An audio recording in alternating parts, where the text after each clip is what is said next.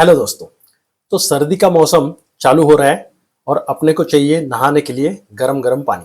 और उसके लिए इंडिया में ज़्यादा से ज़्यादा लोग यूज़ करते हैं इलेक्ट्रिक गीज़र, जिसका बिजली का खर्चा काफ़ी ज़्यादा आता है और आपका जो महीने का बजट है उसमें से ज़्यादा बजट ये बिजली का खर्चा ही खा जाता है। तो उसके लिए आपको गैस गीज़र अगर यूज़ करेंगे तो कम से कम 60% से आपका खर्चा बचने वाला है। ये मैं आपको दिखा रहा हूँ कैलकुलेशन के द्वारा। कैलकुलेशन मैंने महाराष्ट्र स्टेट के लिए किए हैं क्योंकि यहाँ के जो बिजली के रेट है और गैस का जो रेट है उसके हिसाब से किए हैं। बट अगर आपके स्टेट में अलग रेट चल रहा है, यूनिट का रेट बिजली का, या अलग गैस सिलेंडर का रेट चल रहा है, तो आप मुझे कमेंट्स में जरूर बताएं। मैं आपको कैलकुलेशन करके बता दूंगा कि आपका सेविंग कितना हो जाएगा अगर आप इलेक्ट्रिक गीजर से गैस गीजर को शिफ्ट हो जाते हैं तो। और एक डाउट आ जाता है लोगों को कि गैस गीजर में सेफ्टी नहीं है। पर ध्यान में रखिए, जैसे कोई भी कार आप अगर चला रहे हैं और वो अच्छी तरह से आपको चलाना नहीं आता है तो उसमें भी सेफ्टी का रिस्क उतना ही रहता है जितना एक गैस गीजर चलाने में रहता है। तो अगर आपको पता है कि उसका इंस्टॉलेशन कैसे करना है, उसको यूज कैसे करना है, क्या प्रिकॉशंस लेने चाहिए, तो डेफिनेटली वो आप सेफली यूज कर सकते हैं। तो पहले हम लोग देखेंगे इस वीडियो में कॉस्ट के कैलकुलेशन। दूसरा देखेंगे हम लोग उसके कंपैरिजन कि इसके एडवांटेज क्या है इलेक्ट्रिक गीजर के और गैस गीजर के एडवांटेज क्या है। उसके बाद में हम लोग देखेंगे इंस्टॉलेशन सेफली कैसे करना चाहिए और क्या सेफ्टी प्रिकॉशंस हम लोग ले सकते हैं। और आखिर में देखेंगे मेरे गैस गीजर के क्या रिकमेंडेशन रहेंगे और इन केस इलेक्ट्रिक गीजर बिठाना हो तो उसके रिकमेंडेशंस क्या रहेंगे। तो चलो चलते हैं अभी आगे। आपको तो पता है 30 साल रिसर्च एंड डेवलपमेंट पे काम करने के बाद मैं हमेशा अच्छी तरह से कैलकुलेशंस करके और डेटाबेस पे बेस्ड ही मेरे प्रेजेंटेशंस रहते हैं। तो उसके लिए ये अभी पहला प्रेजेंटेशन है अपना, जहां मैंने एक कॉलम में दिखाया है गैस वाटर हीटर और दूसरा है इलेक्ट्रिक वाटर हीटर। तो ये वाटर हीटर और गीजर ये दोनों इंटरचेंजेबिलिटी इंडिया में टर्म्स यूज होते हैं। ठीक है, तो पहला जो है आप देख सकते हैं कि पहला जो लाइन है महाराष्ट्र, ऐसे मैंने येलो कलर में हाईलाइट किया है क्योंकि वहां के रेट्स मैंने आपको दिखाए हुए हैं। तो हमारे यहाँ गैस सिलेंडर का रेट एज ऑफ नवंबर 2024 है 810 रुपए में मुझे घर में मिलता है।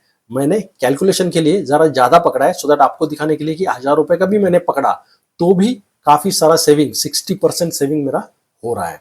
अब आगे के कॉलम में इलेक्ट्रिसिटी का जो महाराष्ट्र का हमारा खर्चा है, ये मेरा बिल है अभी इसी महीने का है। आप देख सकते हैं कि मेरा जो पर यूनिट खर्चा है महाराष्ट्र में वो है 11.46 rupees per unit.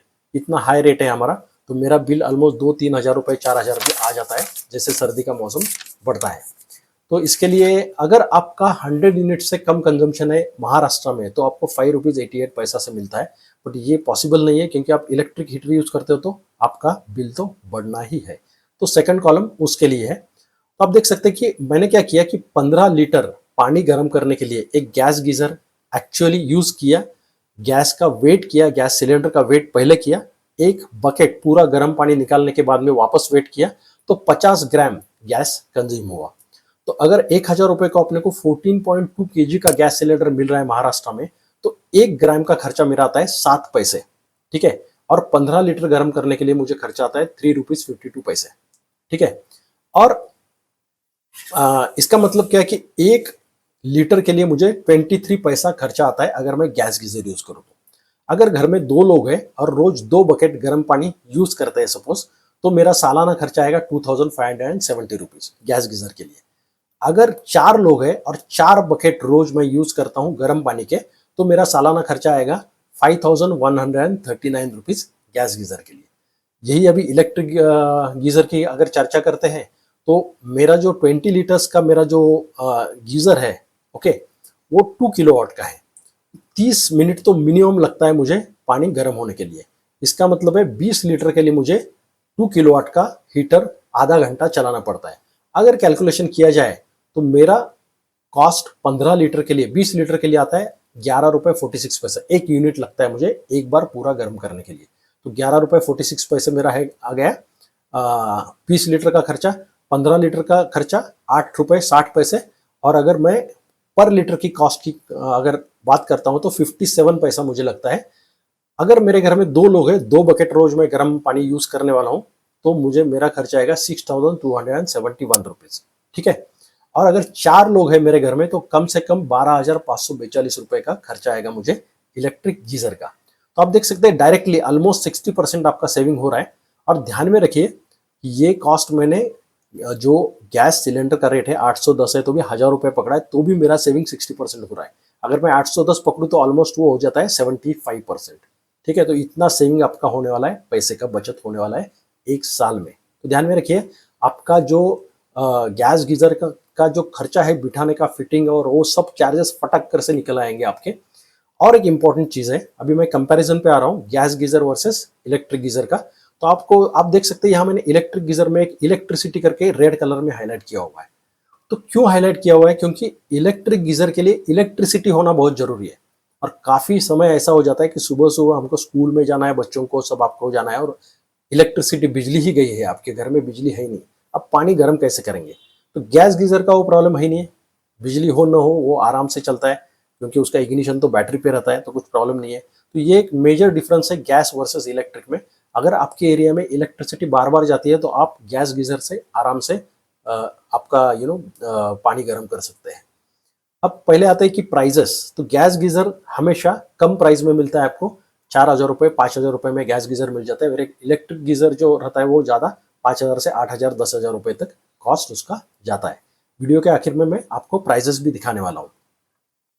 Gas geyser safe है अगर आप अच्छी तरीके से यूज करें तो। ओके, प्रिकॉशंस लेना जरूरी है। इलेक्ट्रिक गीजर में भी सेम है, प्रिकॉशंस तो लेना ही पड़ेगा बिकॉज इलेक्ट्रिक गीजर में भी ऐसे केसेस हुए हैं कि ब्लास्ट हुआ है या आपको शॉक इलेक्ट्रिक का बैठ के लोगों की डेथ हुई है, ये इलेक्ट्रिक गीजर में भी हुआ है। तो ऐसा नहीं कि गैस गीजर में एक्सीडेंट्स होते, दोनों केस में सेफ्टी प्रिकॉशंस लेने ही चाहिए, भले वो इलेक्ट्रिक गीजर हो या गैस गीजर हो। गैस गीजर में थोड़ा सा क्या है कि आपको सिलेंडर से एक ट्यूबिंग करना पड़ता है, जो कॉपर ट्यूबिंग रहता है जो आपके गैस गीजर तक जाए सो दैट गैस का सप्लाई आपका हो सके। तो वो थोड़ा सा एडिशनल आपको काम करना पड़ेगा। वेर एज इलेक्ट्रिक में क्या है कि आपको एक 15 एम्पियर वाला आवर वाला सॉकेट रहेगा, हायर एम्पियर आवर वाला, तो सफिशिएंट हो जाता है। तो थोड़ा सा इसके लिए आसानी हो जाता है इलेक्ट्रिक हीटर फिट करने के लिए आपको कंपेरेटिवली गैस गीजर। ठीक है, दैट्स ओके। दोनों का लाइफ देखा तो 5 से 10 साल तक वो दोनों भी अच्छा सर्विस देते हैं। मेरे पास जो गैस गीजर था वो मैंने 15 साल तक यूज किया था, बाद में मेरा घर शिफ्ट हो गया तो मैंने अभी इलेक्ट्रिक गीजर यूज करना चालू कर दिया है। मैं कॉम्बिनेशन यूज करता हूँ, सोलर वाटर हीटर, अगर अवेलेबल नहीं है गर्म पानी तो मैं इलेक्ट्रिक हीटर यूज करता हूँ। तो अभी मैं मॉडिफिकेशन ऐसे करने वाला हूँ, solar water heater plus gas geyser. आगे मैं आपको दिखाता हूँ मेरा विचार क्या है। गैस गीजर में इंस्टेंट ही ऑप्शन अवेलेबल है, वेर एज इलेक्ट्रिक में इंस्टेंट गीजर भी आता है और स्टोरेज वाला गीजर भी आता है। ओके, देन फ्यूल का है तो आप देख सकते हैं कि गैस गीजर में क्या होता है कि थोड़ा सा रिस्क ऐसे रहता है कि कार्बन मोनोऑक्साइड रिलीज होता है। तो अगर आपने गैस गीजर अच्छी तरीके से फिट नहीं किया है, केयर नहीं लिया, तो very very risky for the life. Okay, चक्कर आ सकता है आपको, आप गिर जाते हैं अंदर, और कार्बन मोनोऑक्साइड बहुत ही डेंजर रहता है, साइलेंट डेथ बोलते हैं जिसको, वो हो जाता है। बट उसके लिए क्या प्रिकॉशन लेना है मैं आपको जरूर बताने वाला हूँ। दोनों का वारंटी 1+2+ ईयर्स मिल जाता है आपको डिपेंडिंग ऑन द कंपनी। तो ये थोड़ा सा कंपैरिजन।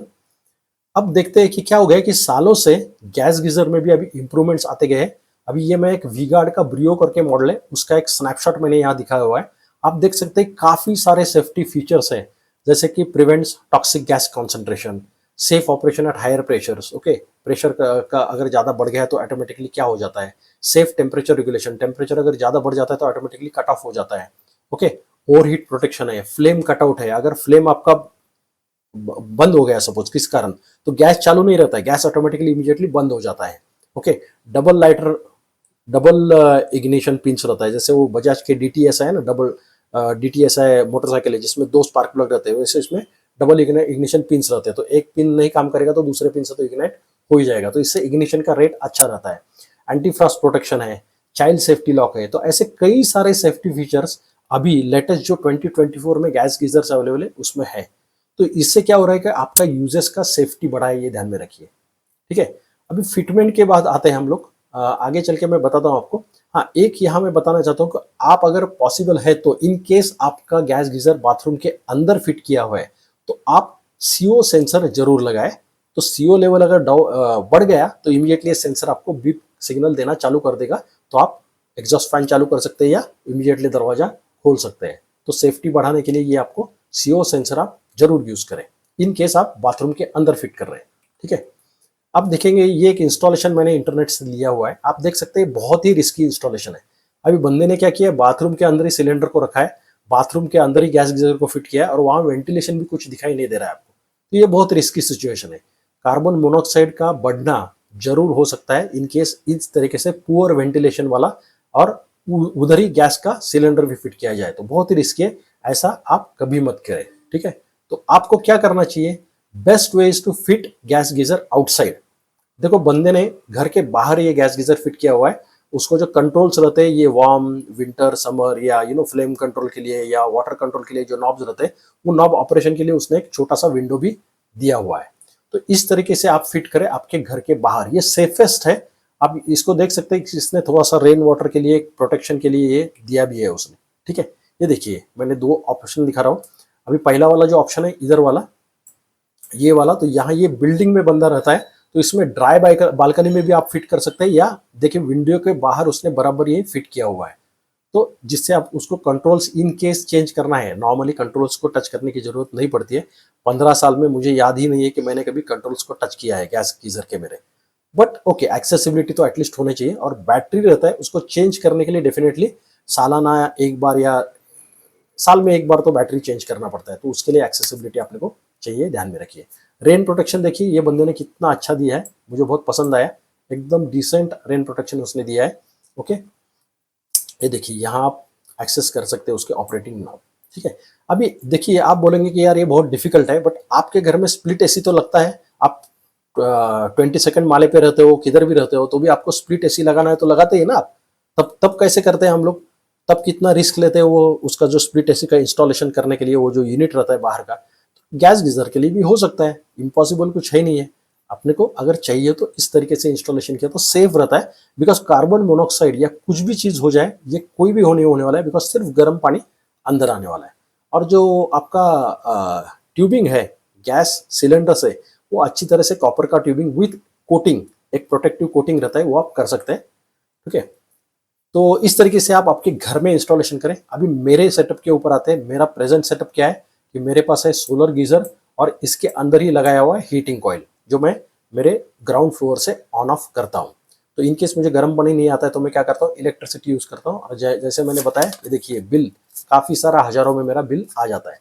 तो मैं क्या करूंगा, अभी यहां से अगर गर्म पानी आ रहा है, ओके रेड कलर से मैंने दिखाया है, तो डायरेक्टली गर्म पानी मेरे नीचे बाथरूम में चला जाएगा। इन केस ये पानी का टेम्परेचर 45 डिग्री से नीचे है, तो ये पानी ऑटोमेटिकली रूट हो जाएगा मेरे गैस गीजर के थ्रू टू द बाथरूम। तो ये जहाँ एक सोलर वॉल रहता है, तो ये वॉल अगर मैं लगाऊंगा तो ये काम आसानी से हो जाएगा। तो इस तरीके का जो इंस्टॉलेशन मैं मेरे घर में करूंगा, तो उसके बाद में मैं वापस आपको वीडियो पोस्ट करूंगा ये मैंने कैसा किया हुआ है। ओके, जस्ट मैं आइडिया दे रहा हूँ मेरे दिमाग में अभी क्या चल रहा है, मैं क्या करने वाला हूँ, क्योंकि ये सब कैलकुलेशन करने के बाद मेरे ध्यान में आ गया मेरा सालाना बिल काफ़ी है। सो ऑलमोस्ट 40 to 50,000 रुपीज़ मेरा इलेक्ट्रिसिटी का बिल रहता है, तो वो बिल मेरा कम हो जाएगा इसके कारण। अब आते हैं मेरे रिकमेंडेशन के ऊपर। ये 3 रिकमेंडेशन मैंने दिए हुए।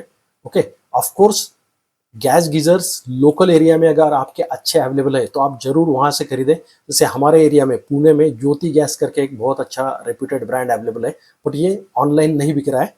तो मेरा जो था वो उनका ही था, मैंने जो 15 साल यूज़ किया था, तो मैं लोकल ब्रांड ही शायद पसंद करूंगा।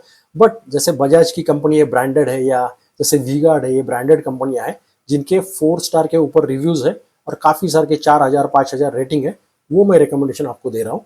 इन सभी प्रोडक्ट के लिंक्स मैं वीडियो के डिस्क्रिप्शन में दे रहा हूँ, तो आपको अगर चाहिए तो आप उसको क्लिक करके बाय कर सकते हैं।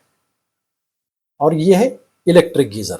अभी इलेक्ट्रिक गीजर देखेंगे, क्वांटिटी देखेंगे ना आप, तो देखो यहाँ 200 plus per month, 100 plus per month और 200 प्लस पर मंथ, इतना इसका सेल है, ये हाईएस्ट सेलर्स है। यहाँ देखेंगे इलेक्ट्रिक में तो देखिए 3000, 5000, 8000, 4000 पर मंथ, 8000 पर मंथ बिक रहा है ये मॉडल, जो है 15 लीटर वाला 2 किलोवाट वाला 6200-300 रुपए में आ रहा है। तो ये क्रॉम्पटन का है, ब्रांडेड है, ये हाईएस्ट सेलिंग क्रॉम्पटन ब्रांड ही है मैंने देखा, तो इसके लिए मैंने उनके रिकमेंडेशंस दिए। अगेन इन सभी के लिंक्स मैंने वीडियो के डिस्क्रिप्शन में दे दिए है। तो मेरे हिसाब से इतना थोड़ा सा जो मैंने इंफॉर्मेशन दिया है तो वो इम्पोर्टेंट है। और एक सेफ्टी की चीज़ वापस मैं दोहरा दूं कि आप एग्जॉस्ट गैस यूज़ करें, एग्जॉस्ट फैन यूज़ करें। आपके बाथरूम में एग्जॉस्ट फैन चालू करेंगे तो हवा बाहर जाएगा, आप अगर गैस गीजर यूज कर रहे हैं, अगर बाथरूम के अंदर इंस्टॉलेशन है तो बकेट पूरा भरने के बाद गैस गीजर बंद करें, उसके बाद में ही बाथरूम के अंदर एंटर करें। ऐसा ना करें कि आप अंदर नहा रहे हैं और गैस गीजर कंटिन्यूअसली चालू है और आपका विंडो भी क्लोज्ड है, बहुत रिस्की है। विंडो ओपन होना चाहिए, एग्जॉस्ट फैन चालू होना चाहिए, और सबसे बेस्ट है जो गैस गीजर है वो आप घर के बाहर इंस्टॉल करें। तो आई होप ये वीडियो आपको पसंद आया रहेगा। जरूर आप कमेंट्स में मुझे कुछ भी सवाल पूछिए। Thank you so much and bye for now.